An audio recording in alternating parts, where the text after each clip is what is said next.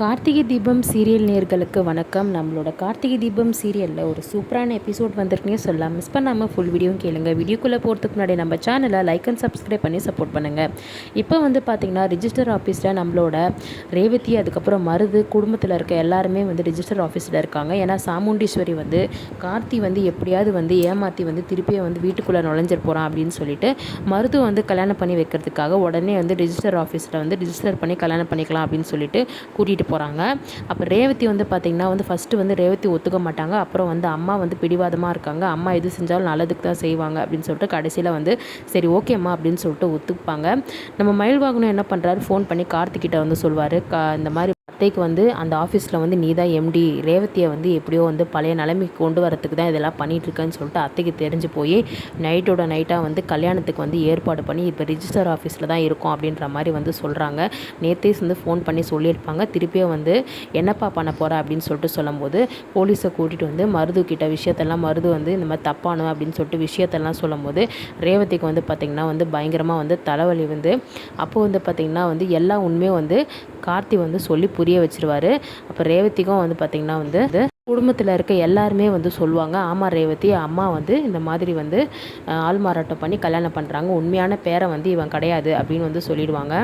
கார்த்தி என்ன பண்ணுவார் அப்படின்னா, கார்த்தி எல்லா உண்மையும் சொல்வார். இதை புரிய வைக்கணுன்றதுக்காக தான் நான் இந்த மாதிரி பண்ணேன், நீ பழசு எல்லாமே மறந்துட்ட கீழே விழுந்ததுனால, அதனால தான் எனக்கு என்னையே உனக்கு ஞாபகம் இல்லை, நான் தான் உன்னோட ஹஸ்பண்ட் அப்படின்ற மாதிரி எல்லா உண்மையும் சொல்லுவாங்க.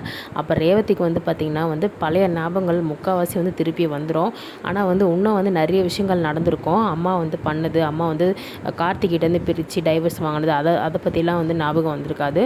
நம்ம கார்த்தி எல்லாத்தையும் சொல்லி புரிய வைப்பாங்க. வீட்டில் இருக்க ரோகிணி அதுக்கப்புறம் மயில்வாகனம் இவங்க எல்லாருமே பார்த்திங்கன்னா சொல்லி புரிய வைப்பாங்க. அதனால் பார்த்திங்கன்னா ரேவதிக்கு பழைய நினைவுகள் எல்லாமே திருப்பி வந்துடும்.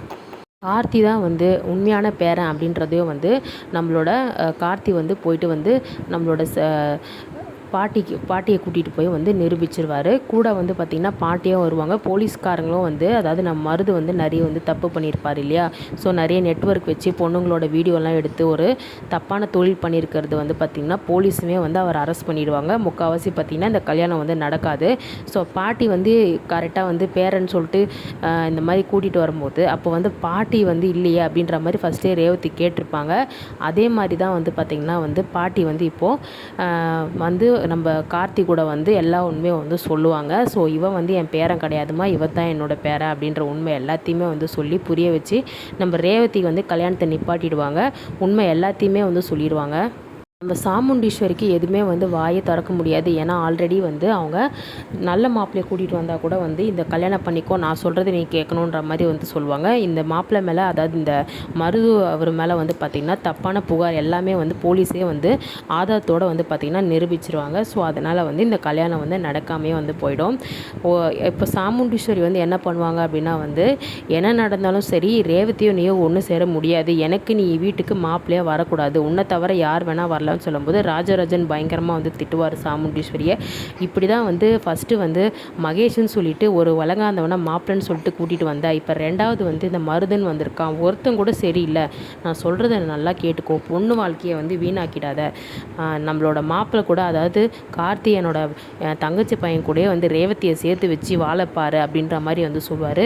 சாமுண்டீஸ்வரி ஒத்துக்கவே மாட்டாங்க என்ன சொன்னாலும். பாட்டியும் சாமுண்டீஸ்வரி இந்த பகை எல்லாத்தையுமே மறந்துடு, இந்த பகையை உன்னோட பசங்க மேலாம் திணிக்காத, எதுக்கு இன்னமும் அதை ஞாபகம் வச்சுருக்க அப்படின்னு சொல்லும்போது, உன்னை பார்க்கும் போதெல்லாம் வயிறு எரியுது, எனக்கு உங்கள் வீட்டு சம்மந்தமும் வேணாம், உங்கள் வீட்டு உறவே வேணாம் தானே தனியாக இருக்கேன், என் பொண்ணு அதனால தான் சேர்ந்து வாழக்கூடாதுன்னு நினைக்கிறேன் அப்படின்ற போது ரேவதி சண்டை போட்டு என்ன பண்ணுவாங்க, கார்த்திக்கு ஆறுதலாக பேசுவாங்க. ஸோ இதோட எபிசோட் முடிச்சிருக்காங்க, அப்டேட் முடிஞ்சிருக்கு. ஸோ நெக்ஸ்ட் என்ன நடக்க போகுதுன்னு சொல்லிட்டு வெயிட் பண்ணி பார்க்கலாம். தேங்க்யூ.